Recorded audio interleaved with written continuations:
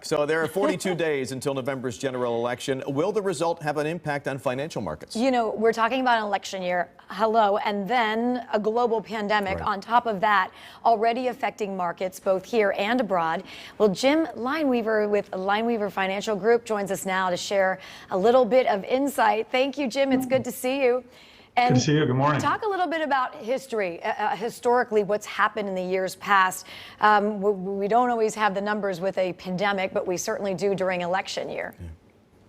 Yeah, history tells us that if you have a president that actually gets reelected in the same year, or it actually stays in the same party line, you're seeing markets on average about 16%. However, when it flips the presidency, the market is up on average about 5%. Wow. So that tells us if the market is actually doing pretty well, it's going to favor the incumbent president. And it actually, there's another statistic out there that says if the 3 months prior to the election are up in your normal indices like the S&P 500 or the Dow, the incumbent president gets reelected 87% of the time. So if this is any, foretell sign, kind of can give you a little prediction. Interesting. When you talk about unemployment, there's obviously a lot of people that just don't have the money to do some investing, or they may need to take some money out because of things going on. How does unemployment factor into all this?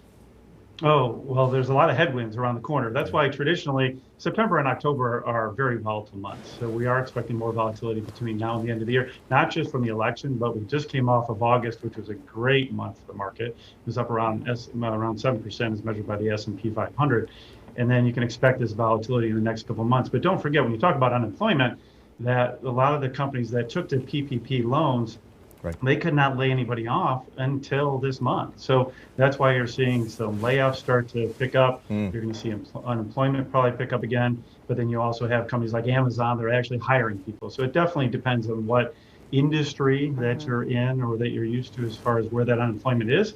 But there's been no more stimulus package yet. And a lot of people think that we're too close to the election. So we're not going to get that additional stimulus that so many people desperately need. Jim, no matter who wins, there's always going to be challenges and opportunities. Could you expand a little bit more on some of those opportunities that people might be able to take advantage of? Yeah, traditionally what you're going to see is, depending on not only the ticket, but also the agenda that the presidents or the potential incoming president run on. And if it's on the Republican side, traditionally the market would say it's going to favor your diversified emerging markets, your financials, as well as your healthcare. If it flips over to the Democratic side, traditionally in the past, your financials, large cap, your big company growth, healthcare, and technology also do very well.